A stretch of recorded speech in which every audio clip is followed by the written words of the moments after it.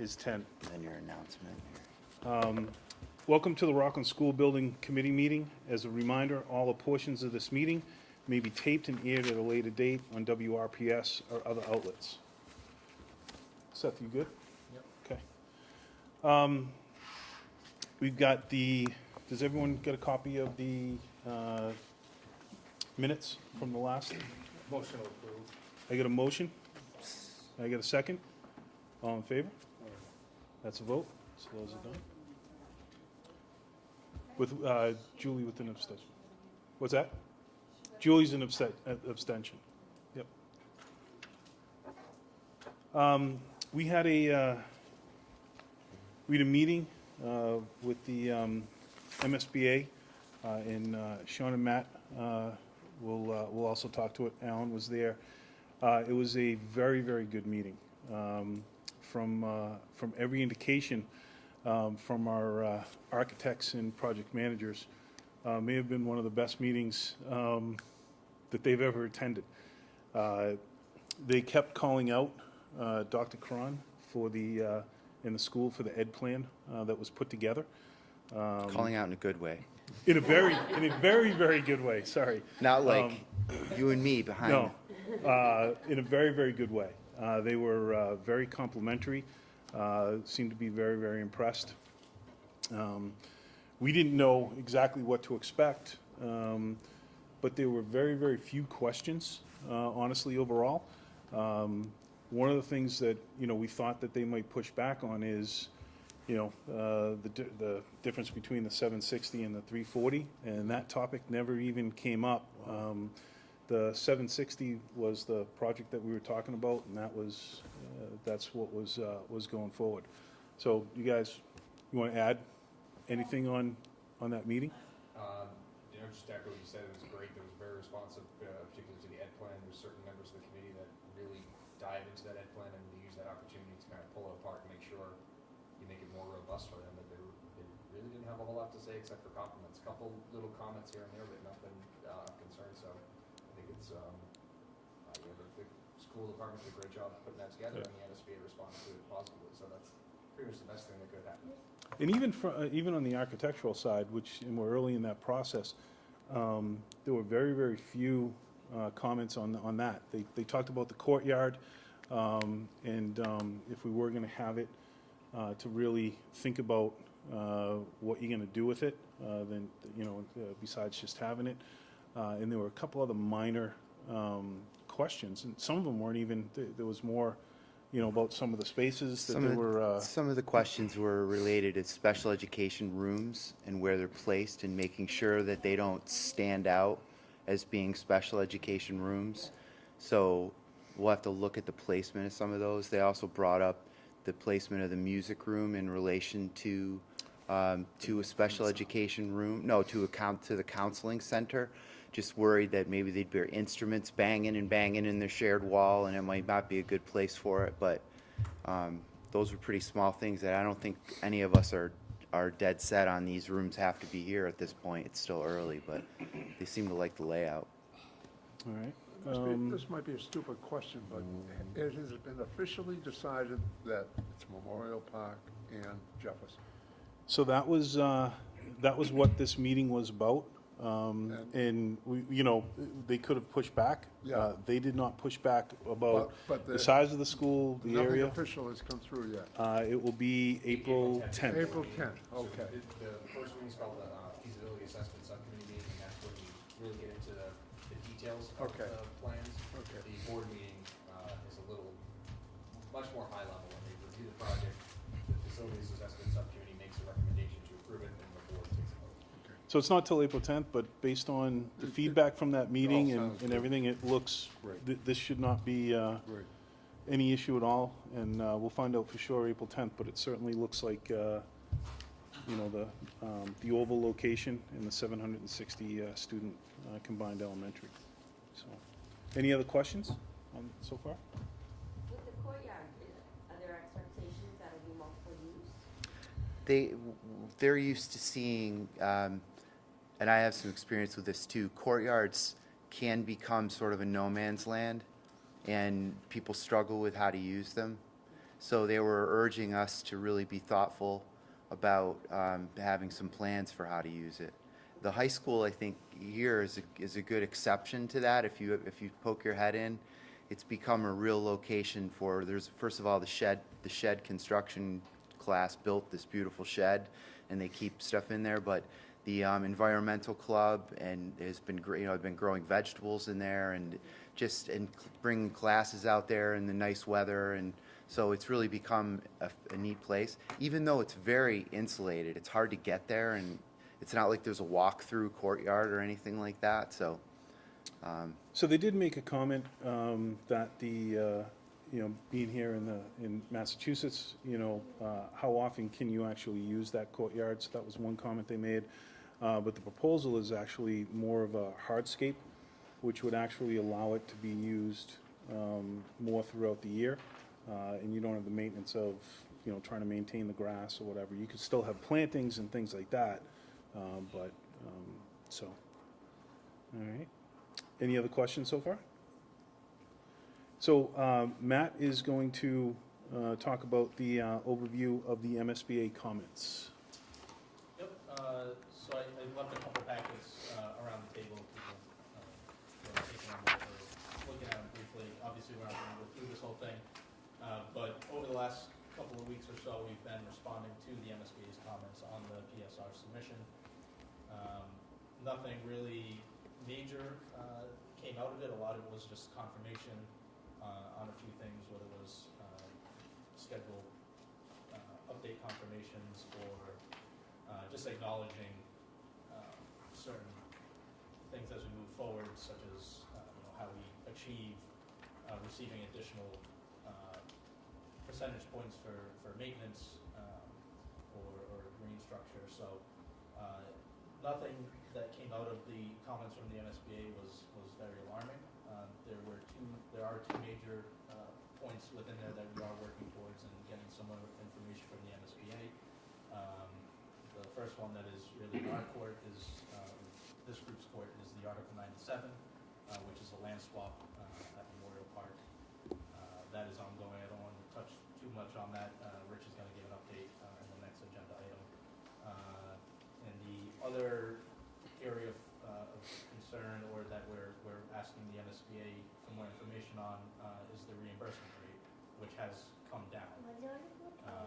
So through feasibility study, the reimbursement rate was 63.41%. The MSBA does revisit that on an annual basis and can change it at any time before the project funding agreement, which won't be until November. And so currently they reduced the reimbursement rate to 59.16%. A large reason for that is due to the poverty factor.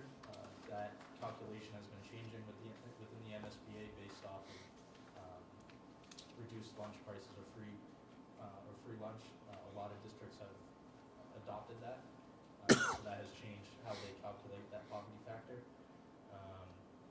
We have asked for more information on how they reached the 59.16%. I don't think we've received anything from them yet. So as soon as we have more information, obviously we'll keep you all in the loop. It is unfortunate that it went down, but as we get more information, we'll keep you all in the loop. So as far as how that affects, just looking at it from a real rough calculation, the district share based on the 63.41% with some of the incentive points that we are trying to achieve. The district share was roughly 44.3 million. With the decrease to the reimbursement rate, that increases the district share to about 46.4 million, which is a delta of 2.1 million. So that, looking at it from a pretty high level right now, is what that change would be to the district share. So, like I said, when we get more information, we'll certainly keep you updated. And as we start to proceed into schematic design and really get into some of the drawings and more detailed estimates, those numbers will get refined as we proceed. So. When does that number get locked in? a project funding agreement, so there's a board meeting on October 30th. Yeah. And assuming we hit all the milestones up to then, at that point, they're gonna agree to the project funding agreement, which locks in not only your reimbursement rate, but also your total project budget. But we don't expect them to do another recalculation this calendar year, Now, they correct? typically do it once a calendar year, so Yeah. this is the recalculation going into 2019. So the one question we did have for them, and it's part of our response, is they had an increased rate during feasibility study, but we lost the increased rate as we went into the next year, and the question is, why did we lose that? And the MSBA will have to answer that. Unfortunately, it's a program, they have policies, if it's within their policy, and the number is provided by the state, and that's the number they use. It is, Unfortunately, we're not gonna have a whole lot of luck, but we're gonna do whatever we can to question that number and to get any extra incentive points or reimbursement percentages that we can get. now, there are extra incentive reimbursement incentives, right? Yes. Couple of percentage points. For lead certifications. The lead certified building get 2. The maintenance plan, we had carried a 1% maintenance as our estimate, and they came back with a 1.6 is what you're gonna get, so that went up a little bit. So that offsets a little bit of that decrease. Most of the other stuff is zoning overlays, forming of new regional school districts, renovation of buildings, so I don't think Won't get any of those. most of those were, model school program, we're not. But it looks like, so we picked up 0.6 of a point on the maintenance side, lost, you know, a little over like 4.3% on it, so, So it's like on the 3.7% reimbursement. delta. yeah, so, okay. Any questions on that? So we did ask John Ellard to run some rough numbers to try to see what the impact would be on the average homeowner. But it's, you know, they threw in a percentage rate of 5%, which is right now on the high side. We probably would be closer to 4. And we also threw in the highest number in the projections. It came in, the average taxpayer over the life of the bond would be a little less than $600 a year on the average on the impact. But again, we did it with a 5%, and it looks like we'll be closer to 4. We did it on the highest. 83 to 90 million. Yeah. So we did it on the 90. Well, they did it on the 90.3, I think it was. And that's So- 600 a year. A little less than $600 a year. Can I ask You a know. question on that? Do we take into consideration how much we're paying right now to maintain the buildings as is as Doesn't- well? Doesn't work that way. No. Well, I was just trying to, I'm just trying to say, like, as a taxpayer, which believe me, I'm for this school, obviously, but I'm saying when we're out promoting the new school, I know it doesn't work that way, but can we say roughly, this is what we're paying to maintain the school? I'm hearing no. I I'm think- So, hearing so no. because it's, the maintenance of the school comes through their operational budget. So if we build a new school, Yeah, there'll be some lower maintenance costs, that's what I'm. but there could be some higher, as we found with this school, there's some higher cost to operate a school that's larger. So even though we're shutting down 40,000 square foot older elementary schools, we're looking to build a new one that's almost 120,000 square feet, even though we're putting in, looking for lead certifications, it's still at the end of the day, there's gonna be more technology that we don't have. So what we found here is there wasn't a net reduction in the operational cost, it just was reallocated. Instead of putting Band-Aids on an 80-year-old building, we were actually able to enhance the educational program, give better technology, have a more comfortable environment for the kids and for the teachers, that they could offer different things. So it's two totally separate pieces of money. So while you can say, hey, we're paying X amount today in our maintenance of the buildings, that dollar amount isn't going to be reduced. It's not going to go back to the taxpayers. It's going to be allocated to other things for the school. So it could be increased utility costs, could be increased technology costs, those types of things. It would be money better spent. But- Yeah, but absolutely. Well, I'm trying to find the marketing. To your point, to the marketing point though, I think we will make a case for what is the cost of not doing this project. So that's what we'll definitely do. Okay? I think that's where you're going with That's that. exactly where How I'm do going, you thank use you. the cost to just bring, like what it would cost to bring Jefferson just up to code? Well, what it will cost if we pass up the 60% the state is offering. That's a cost. So- Say the full price. So here's at the end of the day, so if we continue down the path of two older schools, those maintenance costs continue to increase and increase and increase. Well, again, we have a limited operational budget. So what happens is they gotta start taking from programs to the kids and the students and start putting it into trying to keep a 70, 80, 90-year-old school that isn't in compliance, but we gotta try to keep it up as best we can. So there is a cost, but it doesn't, it's that hard. It's not a direct impact to someone's wallet per se, but if you have a child in the school, there's gonna be an impact, you know, because there's gonna be less educational programs that they're gonna be able to continue to do, because they gotta keep maintaining these old buildings. No, I get that, and I Yeah. to your point, exactly, that's exactly, what's it gonna cost to not do Yeah. this? That's- It's not saving money, not spending money, so it's called an even trade. In my eyes, maybe having a brand new school with better technology, better functionality, and it's not not an increase, it's basically what you're saying. Well, so the increase to the taxpayers are building a new school. Right. Yeah, there isn't gonna be other than the normal increases that we're gonna have every year in the school budget, well, hopefully continuing to be able to have every year. There's not gonna be a direct impact on a resident. What's the length of the bond? 30 years, Yeah. yeah. And we're still paying on this one. So we start having, 2032 is when we start to see some of our current bonds come off. They will be completely off by 2036. So currently, we've got a bond out for this high school and middle school, the senior center, and the two roads projects. So we're gonna see 11 or 12 years where we're gonna have the full impacts of these. In the case of this project, wasn't the bonding front-loaded? So in all of them are Or, they're I don't know all, if it's, I don't know if they're it was all- just MSBA or if that's how we do it, but I. so all of our bonds are front-loaded, so as the bond goes, and each project is bonded for a different length of time, depending on, the life expectancy, so the roads can't be bonded as long as like a school. But yeah, to your point, usually, particularly in this project, the first year or two, we would see probably an average of $200 or $250 impact. I think it's year 3 that is the highest cost, where it may be actually close to $700 for that year. By the time that the bond is done, 30 years, it's down to $380 for the year.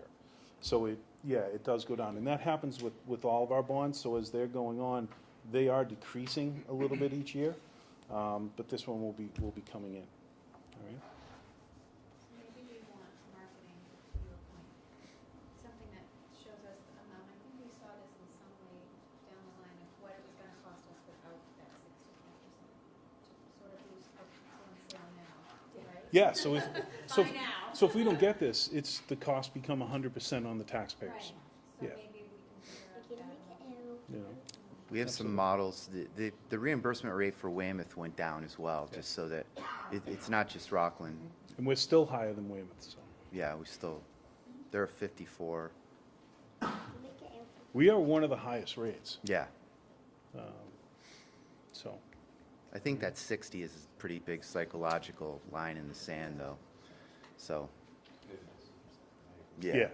Thank you. I think there's a few things. I think trying to keep the overall price tag of the school under 90 million and getting that reimbursement rate when it's all said and done over 60, I think are two big psychological barriers that we gotta really try to keep in mind. All right?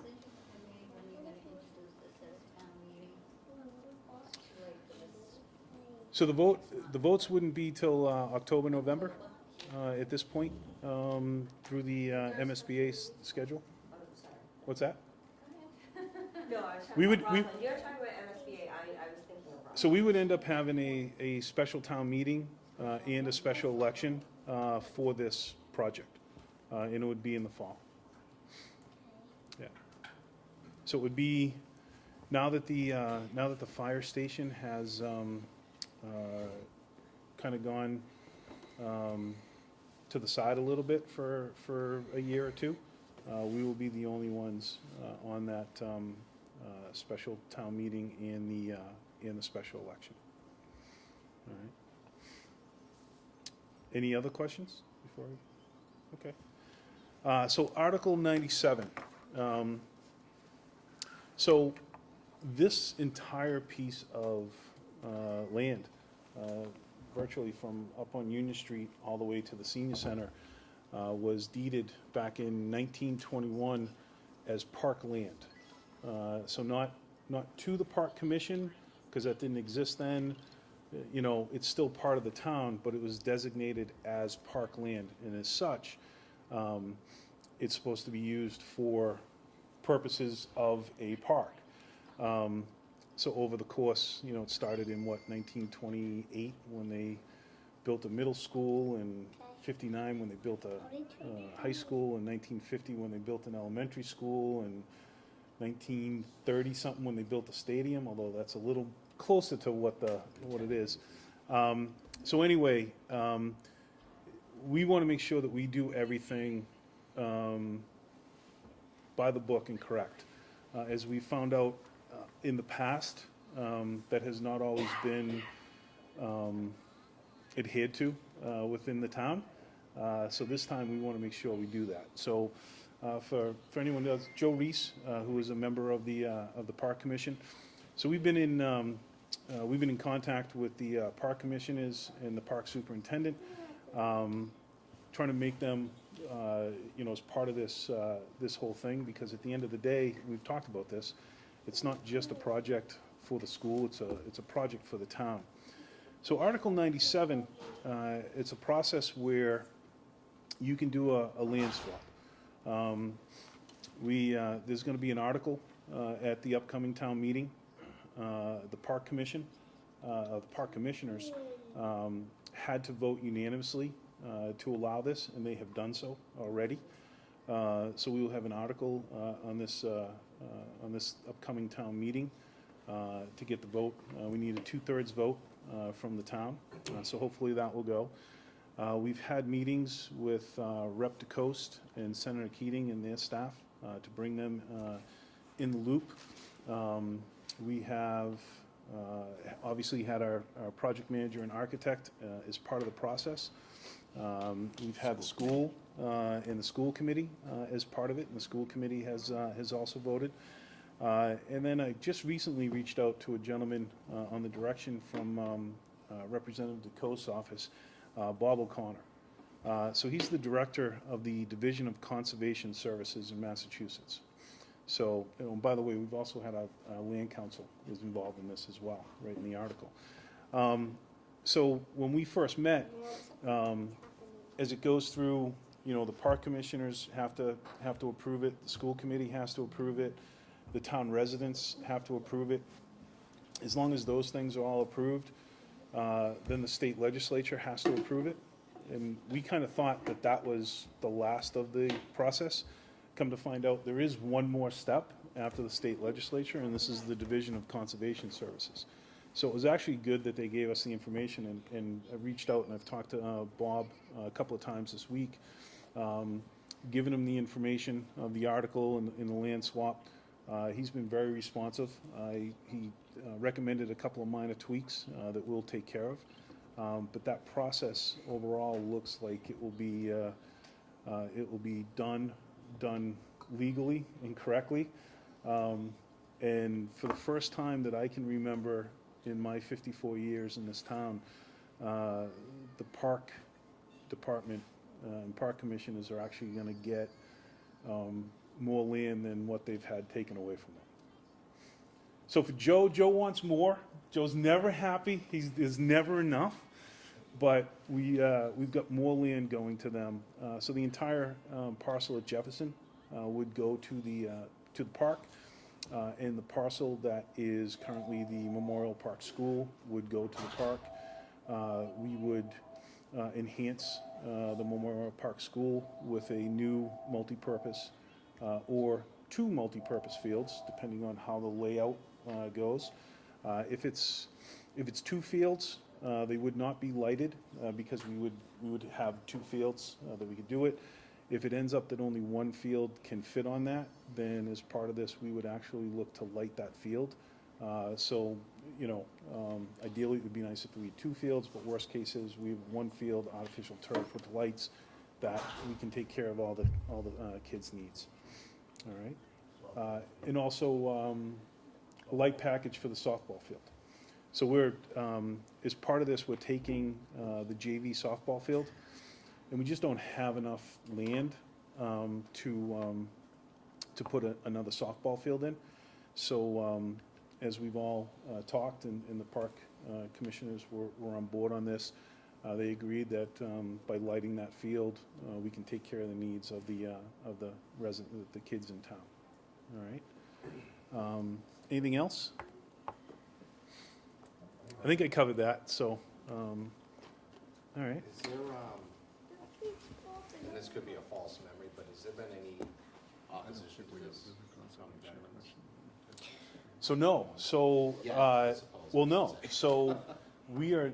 So this proposal, this was something that was brought up early in the process. We are not touching a tree. Oh, perfect. We are actually going to be able to do this without touching a tree. Might plant a few. Because the only thing I'd hate to see, obviously, I think last year's Lincoln School vote indirectly became a proxy vote against the fire department. And I have, Article 97, I'm assuming is towards the end of the warrant, and not to get paranoid, but I think the last thing we'd want is for this to get mucked up by a few So- loud people. So I've been who don't talking to wanna see John. this happen. I've been talking to John Melvin all winter while he's down in Florida enjoying the sun, and I've also talked to Jeff Nigerian. Again, just trying to keep everyone I can in the course, loop. And as I said to both of them, we're not taking a tree. So everything was able to be designed without encroaching on that.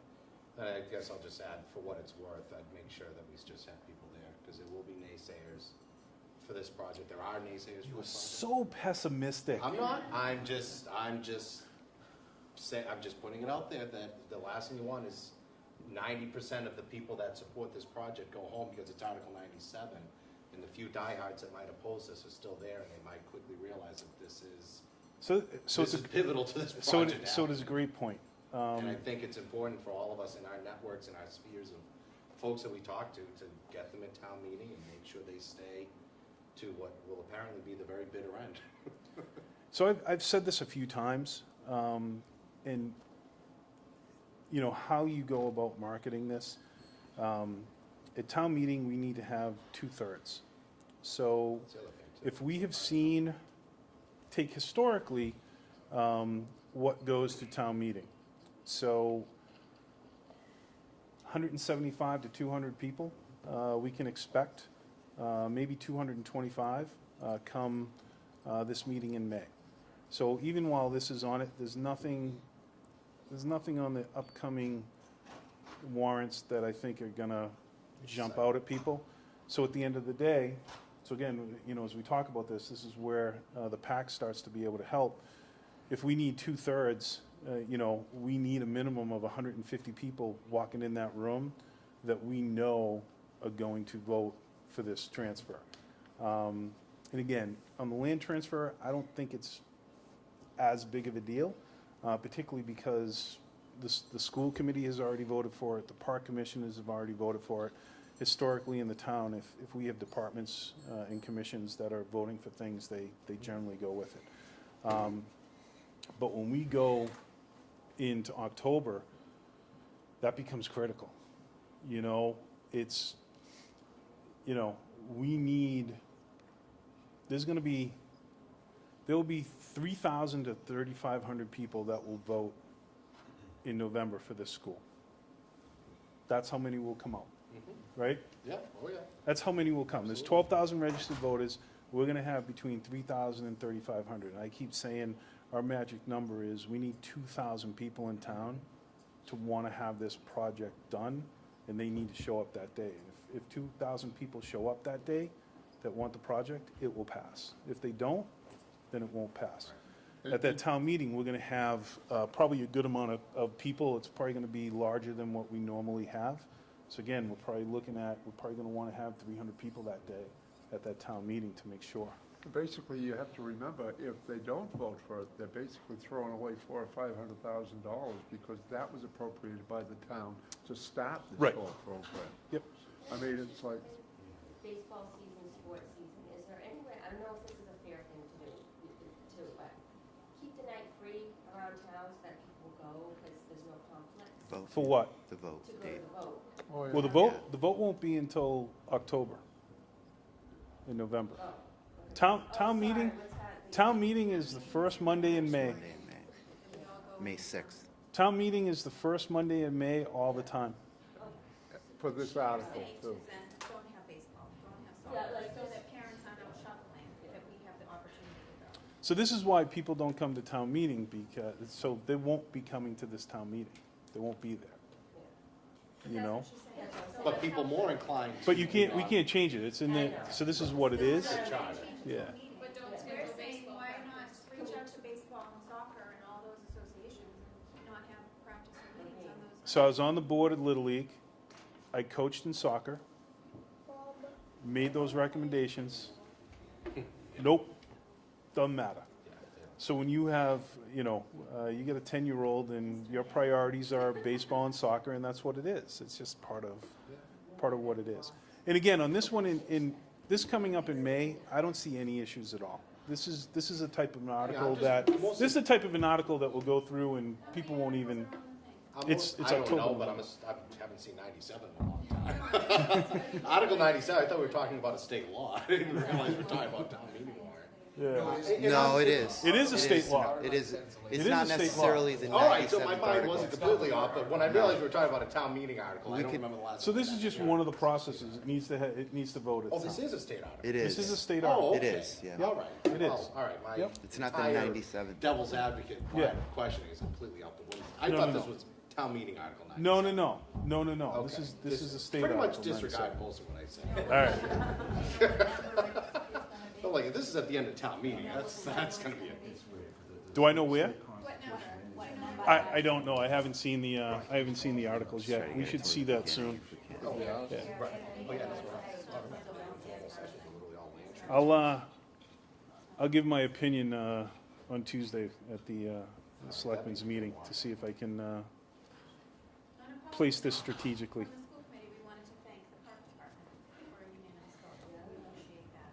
And we wanted to say that it was nice to be able to work as a team. Not just the schools, not just the park, but we're here as a town. So we appreciate that. Have to let the voters decide. I don't remember on the warrant is this then. Instead of I don't know warrant is this on. I don't know. I don't know yet. We Yeah, didn't put them it's- out. No. So I'll try to get it up at the beginning. I'll work on that on Tuesday. All right. Feasibility study board meeting. So that's the next board meeting is on April 10th, and we already touched on them a little bit. That's where the MSBA board will officially vote to move this project into schematic design. We don't anticipate any hiccups, but you never know. So that's a meeting where they usually invite a representative, state rep, or a senator to come and say some good things about Rockland and to thank the treasurer for all the MSBA support. And PMA will be there, and it's not uncommon to have either Alan or Richard Yep. both to be at that meeting as well. It's an exciting day. It's a big next step, and they like to see not too many people, but they do like to see a few people from the town. But it is an open meeting. If anyone else would like to go to it, we can provide that information. It's usually during the middle of the day on the 10th. The way. It's a Wednesday. Is it? So that's kind of the next near term. So with that, we talked to the architect, and they were looking for approval for them to start their work going into schematic design at this meeting. The reason being is they just want to get going, and if the meeting gets canceled or something happens as things do, we we don't wanna lose a week on schedule, so the confidence level's pretty high that the MSBA is going to approve to go to schematic design, so with that, we asked to add a vote for tonight's meeting to move the project into schematic design for the architects and OPMs. So moved. Second. All right, so I got a first, I got a second. So all in favor of proceeding into schematic design? That's unanimous. So this is a cool day. So I know this process has been long, and we are still at the beginning. If you remember when we said it, when this started, you have all this excitement and you want to get things done. What I learned the first time was this is a long process. It's like a Years. marathon. But this is a huge step. April 10th, it becomes real. So with this vote, and because of the feeling that everything went so well, everything we've seen up to now is just, a block here and a block there. Now they're gonna start getting into the designs to start to see tangible things. So it starts to actually come to life. As of April 10th, we're gonna know where the school is going to go. And again, we're pretty sure where it is, but, so, all those things that we had questions about start to get answered. All right? This is when the building starts to take shape. The charge is for the architects to develop a robust schematic design based on the preferred solution. So the preferred solution we already gave them. That's what's gonna get approved at the meeting on the 10th. And the architect takes that and, with input from the school department and various other players, start putting that building onto the lot, showing you how it's gonna shape up, and you're gonna start seeing 3D renderings, building layouts, classroom layouts, bathroom layouts, all the detail that, you're gonna wanna see is this is the phase where a lot of that stuff gets built and put into the project. So I would say be as involved as you wanna be, and make sure you, if you wanna be really involved and you have some opinions, make sure they know now, because this really sets the groundwork for the next couple phases where they actually start producing their construction documents. So as we start in this process, this is where we'll start to look at some subcommittees, helping with some different areas of the school. And you'll be able to become more involved in different areas that you might have, a real passion in, or really want to have some input. When it comes to this for far in the future, but once the building is designed, we're ready, are there vendors that we use, like furniture distributors, or there's, Definitely what's that all about? The architect will have a furniture consultant. We'll take some furniture just to. No, like, are there certain companies you work with and, So- like construction? Yeah, So- the architect has a furniture consultant, and they'll help with the interior design, and then they'll help with all the sourcing of products. And No.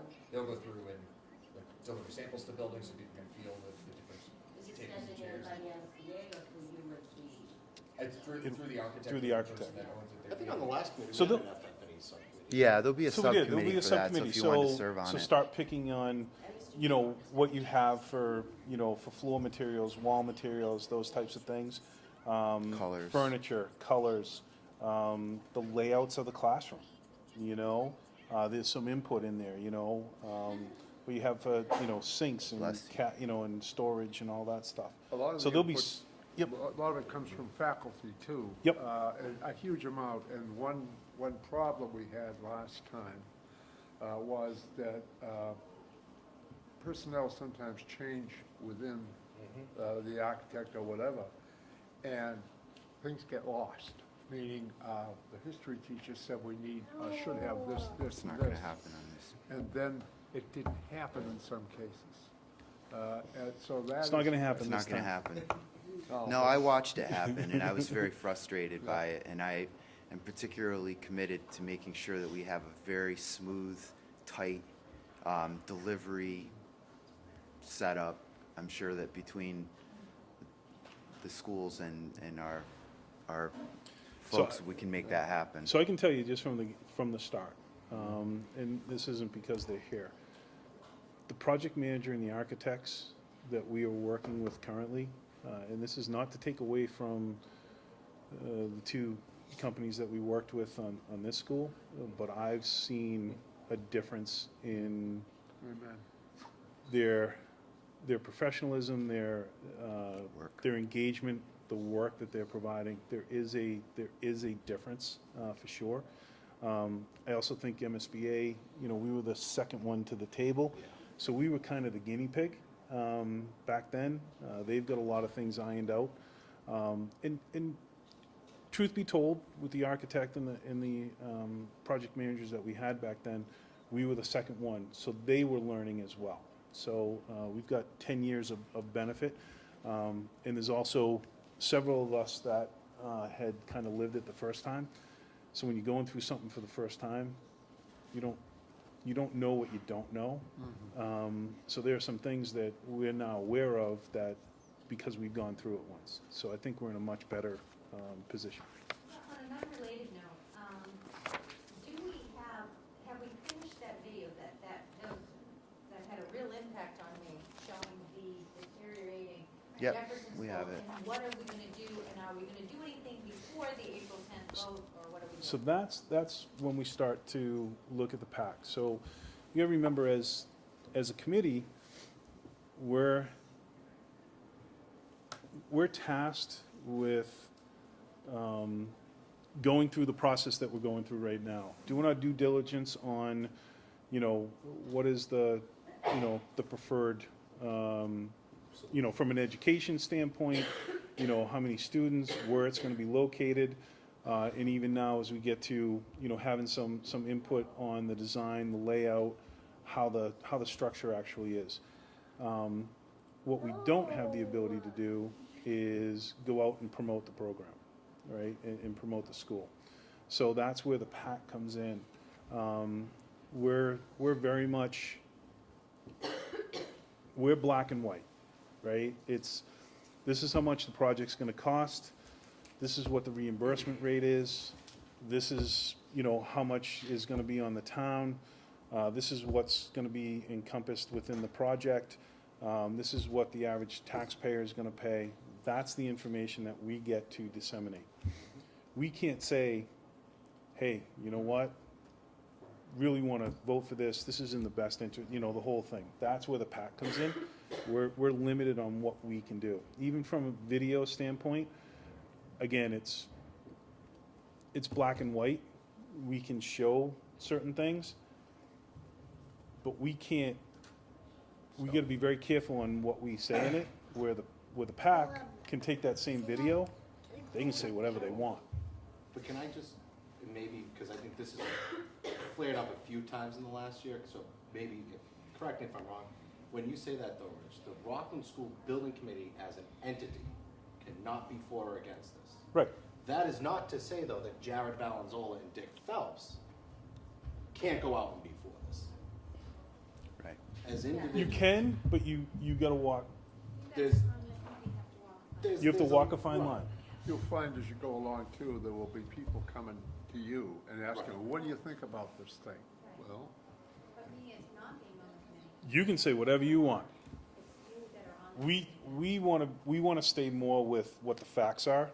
And then if they get down that road, the best thing for us as a committee is to say, talk to, whether it's Jill, whether it's Danielle, wherever, they can give you Well, that was greater And I input. think that's what, remembering back to the last process, we weren't nearly as involved as building committee members because you had that robust political operation that managed to disseminate that to a point where, I don't know about you guys, but while I certainly was asked, I think a lot of people more relied on Julie and Janine to get the information And- than they and ever Pat, even did to come to us. Well, we had Pat 200, was- it was made up of almost 200 people. So that group alone took care of like town meeting.